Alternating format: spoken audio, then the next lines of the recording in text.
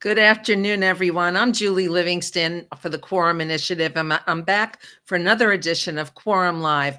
This is our semi-regular series of casual conversations with Quorum members and friends, where we talk about the issues that matter to women in the workplace. The Quorum Initiative is an organization based in New York City, Washington, D.C., St. Joseph's, Missouri, and in London. And we are setting out to create change in the workplace for women, to create more direct pipelines to the leadership suite, to increase investment in women-owned and led companies, and to increase female representation on corporate boards worldwide. So I'm really glad you're here with me today. And I have a special guest.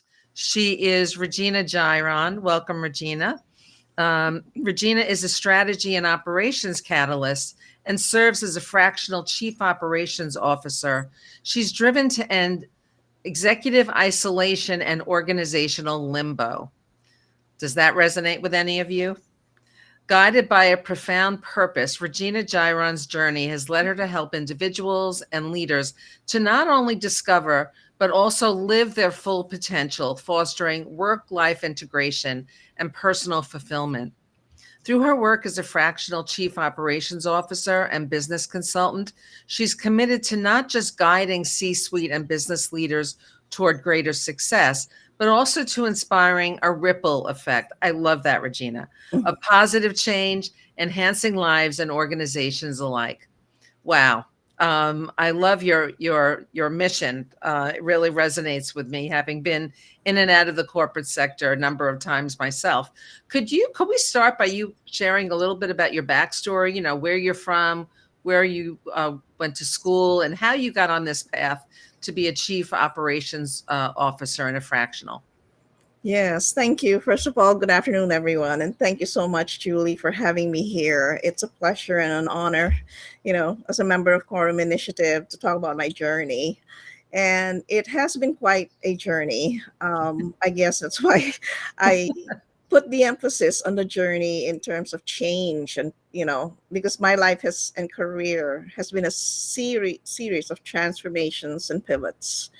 I was born and raised and educated in the Philippines. And I had actually a successful marketing career back home. Then I decided to uproot myself and come here, migrate here to the States. So living a comfortable life and stepping into the unknown was a very major pivot, of course. But I saw it as a way, an opportunity to reinvent myself. And I landed an entry level job in a nonprofit healthcare organization that is dedicated to patient safety and healthcare quality.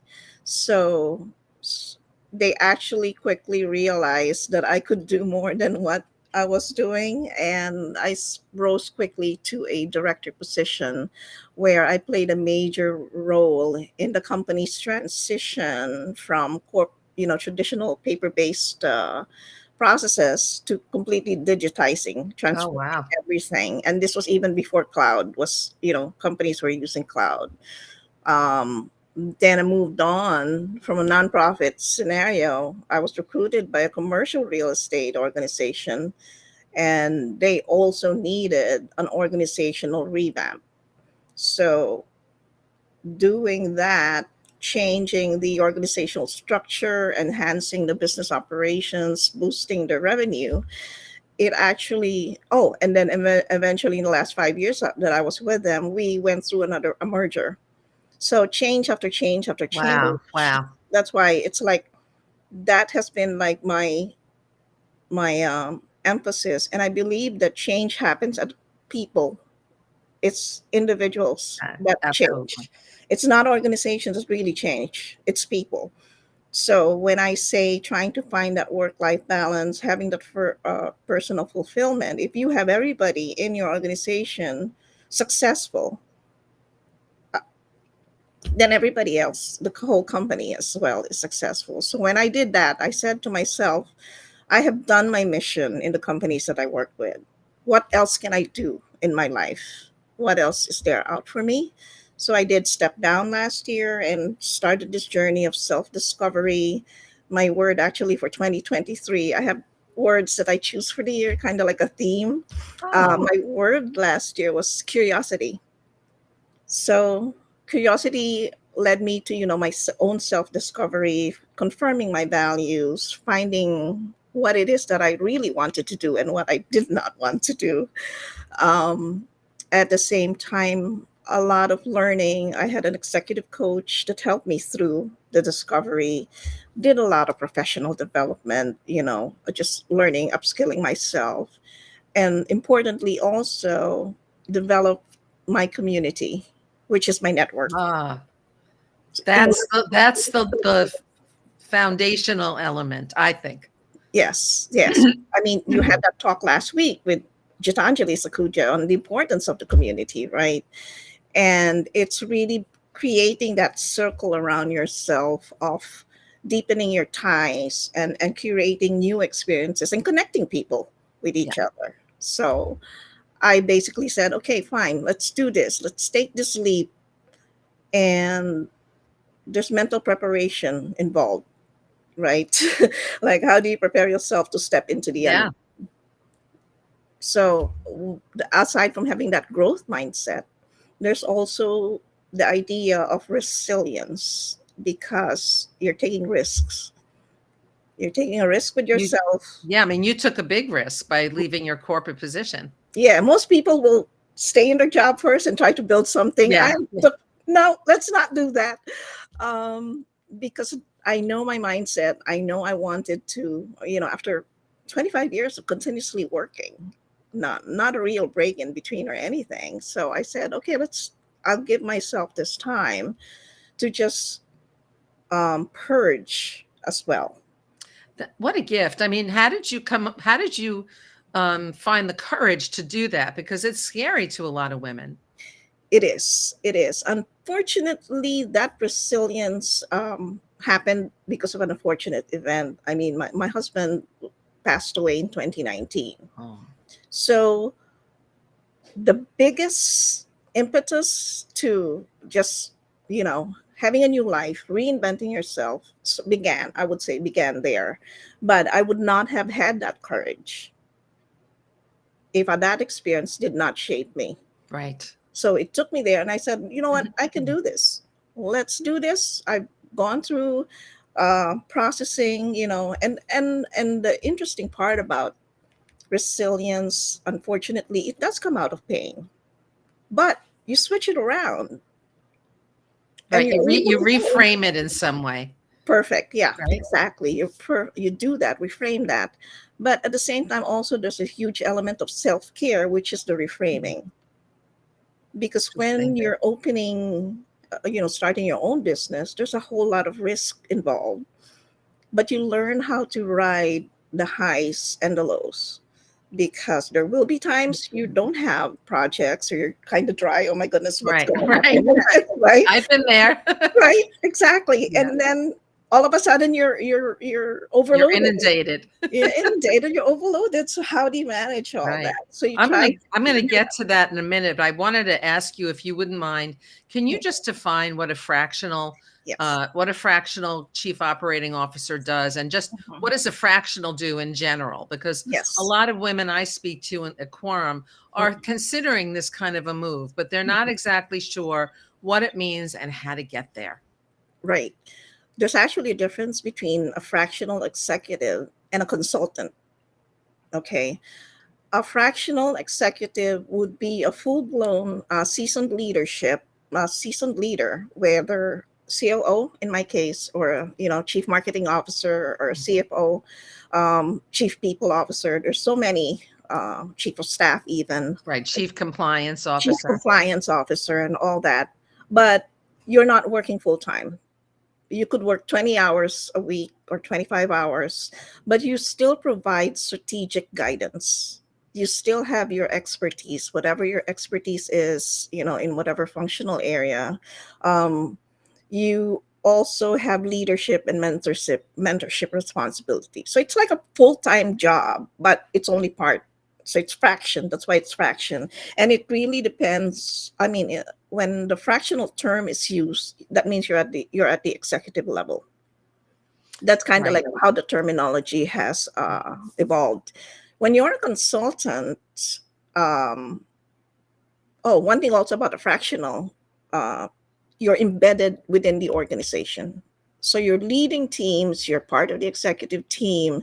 Usually there is no end date, or you could have an annual review and extend further. You could represent the company. So those are the fact, those that makes fractional. But in a consultant situation, you're not embedded in the team, right? There is an end date to your engagement, Right. depending on product or depending on time period. You may or may not work full time for that client alone, and you don't represent the company, you don't lead a team. So the consultant is really more an outsider role, but a fractional is you are in the company, albeit not full time, not the But you're not a full. full-time employee. Yes, you're not the full time Does employee. that usually mean that you're not entitled to benefits? That also depends. More often than not, it doesn't, because I think, and this will vary state to state. That's another thing that if people are interested in the fractional space, you also need to look at whatever state laws are, employment laws. There's some strange things going on, like California, I'm pretty sure, has something exceptional in their state law. So you look at that as well, what you'll be entitled to as a Right. fractional employee. Right. That's really helpful. Thank you, Regina. So, can you explain the kind of work that you do as a fractional chief operating officer for companies? Mm. Most of the engagements that I've had is really working in that role full time. So anything under the COO function, that's what I'll be doing. Now, again, because the COO role depends on the type of company, um, it could only mean handling, operations and HR, or it could be everything: operations, HR, marketing. So it really depends on this company that you are going to be working for. And I will tell you the type of companies that are in this space that would need fractional are all the small and medium sized businesses, because they really cannot afford the Right. full, six-figure salary that they would normally have. So, whatever that engagement is, that's one thing you also need to clarify. What is your job description? Right. And So, you do that at the beginning of the oh engagement. yeah, oh definitely, right. And if benefits are in it or not, that's another thing. But more often, it's you're on your own in terms of the benefits. Right. Right. And you said there's usually no end date, but some companies might have one, like for a year or Yes, until they yes. hire somebody full time. Yes, until they or more. I have known of other fractionals that they eventually become full time with the companies they're working with. Right. It's also a good way to try somebody out Yes, in a exactly. particular role. You're right, right. Because some companies may not be ready to have it full time, but Right. by the time Right. you've done everything to help them out, Right. You're prepared for it. You're yes, primed for it.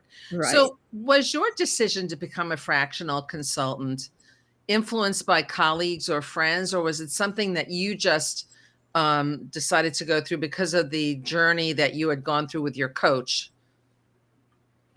Mm, it came about being selective. In the beginning, I was looking for that 9 to 5 job. But the one thing I've learned is having that alignment between my own values and what I wanted to do, and looking for an organization that has those values aligned with what I wanted to do. I don't know whether I was being very selective. I know I wanted to go back to mission driven work, to nonprofit work. That was non-negotiable for me. I had, and those are the organizations that I've helped out. Um so in the beginning, I was doing the regular job search. Then I realized, why am I limiting myself? Because when in the process of networking and talking to people, oh, that's how I got engaged, because this particular organization Right. needed this help. albeit there's one that's still ongoing, but everything else is all, we needed you for this, let's do this, let's work it out and all that. So and I think that's a very personal decision depending on what your, goals Right. are. Right. In me, it was the freedom of being able to pick who I worked with, the organizations, and the mission that they had. Interesting. So Yeah. there had to be that alignment. Yes. Yes. Yes. Interesting. And it is that selectivity that I think is very empowering for fractional consultants is, that you get to pick and choose. Mhm. You get to decide if you want to work with a particular client or not. Yes. Maybe you don't really like how they've been doing business in the past. Mhm. Then you bypass that role. Right. And that was kind of like also the trigger. I was in a nonprofit that protected patient safety and promoted quality of care. Then I went to something that was, commercial based. It's very driven in revenue, and I missed that mission. So I Mm. realized that about myself. I needed that purpose. And I guess that's because, my purpose really is that fulfillment, which I have gained also in my own personal experience. You really can't minimize the value of coaching and really going through that discovery process, in my Mhm. opinion, because otherwise you're really missing an important step. Yes, yes. I could have gone without an executive coach, saved the dollars, but it accelerates your learning in the first place. And it's always good to have a fresh set of eyes, an objective set of eyes Yes. to help you. And that's kind of like what I'm doing now, also as a fractional CEO or a business consultant, depending on the project, Yeah. right? It's giving that fresh set of eyes on the organization. So what did you do to set yourself up for being a fractional? Did you, I mean, I guess you probably had some savings, what were the things that you did? I don't know if you had a workspace. What kinds of things did you do to get to start the Mhm. process? I have always had my own home office for 20 some years. It comes also from a side gig that I had. Great. My beading, I have a hobby where I create beaded jewelry, create beaded sculptures. So I kind of sold that. So I did have my own home office for that one. So technology wise, I've got it. You got yourself set up. You need to have that technology in your space. Um, but on the financial side, it's so important because, again, a very personal decision where you plan your finances, and I'm hoping everybody has a financial planner to help them out with that, to build what are the picture, what is it Right. going to look like without having any income. And you think of it that way, where in the first year of business you can't expect to do the six figures or whatever in the beginning unless you're super in. Right, unless you set it up. I mean, I know when I first started being a fractional chief communications officer years ago, Yeah. I was able to lock in an agreement with my former employer. So Mhm. that gave me kind of a base to start with. Yeah, yeah, we have that and everything. So that. Another thing that you can do, which I did do, was creating a minimalist lifestyle. What are the things in your finances that are really, you don't need them anymore? Right, So trim all of that. You don't need like six video streaming subscriptions, or no, or yeah. Um, for me, and also like travel, like 3 to 4 international travel trips a year. Like, you don't need all of that, right? You can right. just do it one or something, or do domestic. So all of that, setting yourself up for that, and it does require that savings or whatever investments you have and all, because you are investing in your own business. Yeah, I love So that. Tell getting me that. Go tell ahead. me a little bit about how LinkedIn has played a role in getting the word out about your business, Regina, because I see you doing all kinds of interesting things on LinkedIn, which I want you to talk about, including Mindful Mondays. So tell us a little bit about the role of LinkedIn. LinkedIn, in terms of, I will building my connections, building my community was very, very important. Um, when you're able to connect with people, and I'm not saying just connect, you got to talk to them, right? So being able, that's the first connection, being able to reach out to people and just talk to them, find out what they're doing, how they are, what their challenges are, getting to know them. So LinkedIn was instrumental in that one. Pushing out thoughts, leadership, thought leadership Thought leadership. content. That one I really was a struggle in the beginning because I didn't feel like, what do I have to say? What is it that people are going to be interested in? But again, it boils down to your purpose, your values. What is it that you want to teach, or what is it that you want to create to have impact on your audience? So you think about, I thought about, when you create your content strategy, you have certain pillars that you want to talk about frequently. I started the Mindful Mondays a few months ago because I'm feeling like it's Monday, everybody's rushing, everybody like, oh my god, I got to do this, I got to do that, Right. and everything, right? And I said, you know what, pause, take a breath, reflect really first on what it is important for that week. So the Mindful Mondays and their questions or statements that just get people to think about something that they may not have been thinking about, that actually needs Yeah. attention.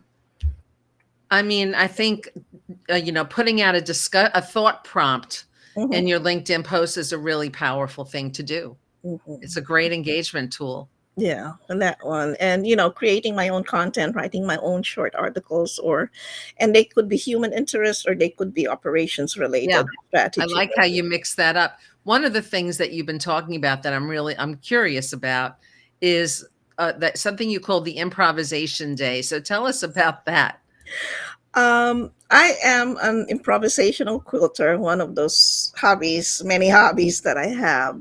But the freedom to be able to just have a day where nothing is scheduled, where you don't have to do anything. I find to recharge myself is just simply basically don't plan anything. To the improv day, when an improv day, and you can have it as often as you need it. Some people may need it on a weekly basis depending on their schedule, once a month or not. But it's just, again, it's part of self care where you give yourself the freedom to just maybe not think of anything. But you know what? It gives you space to think creatively. Thoughts, if you're thinking about writing a book, maybe you're just jotting down ideas. If you have something that you want to think about in terms of whether it's personal or in your job or anything like that, then do something.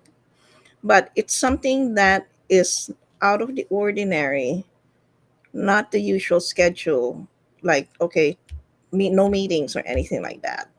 So it's just giving yourself that space. It's such a gift. What I've been doing, it really speaks to me personally. For the last few weeks, because we're in spring now, Hmm. I've been taking myself to the New York Botanical Garden in the mornings when it's very quiet. Hmm. I do it, kind of a quick trip so that I'm not losing the whole day of work actually, Yeah. but still I'm giving myself the time and space, and I find that I'm doing my best thinking in those moments when I Yes. have just complete quiet and I'm by myself and the phone's not ringing. I Hmm. turn the phone off, and it's really vital. Hmm. It is. I remember. I mean, when I only had my son, he's one and only boy, and I remember my mother telling me he was like a toddler at that age, and said he was quietly playing by himself, and she was remarking at that. She said he's so quiet. He can entertain himself. I said, well, yeah, because I'm giving him the space to be by himself and to do and come up with whatever he wants to do. And a lot of parents, well, sadly, they have to organize play dates and stuff like that. But it's similar to that experience where you Yes. have that day and just give yourself the freedom to do whatever. So this has been such a great conversation, Regina. I just thought we'd wrap up by, again, reviewing the steps that you should take to become a fractional consultant. Mhm. I think the first thing you do is find your purpose. What is it that you really want to do? And then match that with the skills that you have. What is it that you can do for companies? And of course, you go into building your business, all the um, requirements in registering a business and all that. Of course, you got to do that. But I think when you stay true to your purpose, being a fractional or having being a consultant, I think that puts you in your own niche and you're able to easily create whatever value, your value proposition with your clients. That's great. Um, Regina, thank you so much again for being here. It's been great to talk with you. And I'll see the rest of you next time on Quorum Live. In the meantime, go to the Quorum Initiative, thequoruminitiative.com, to learn more about our upcoming How retreat in Narrowsburg, New York at the Blue Fox Motel. It's taking place just in a few weeks, so we're in countdown mode. It's on May 18th to 19th. You won't want to miss it. It's just fantastic. Okay. Have a great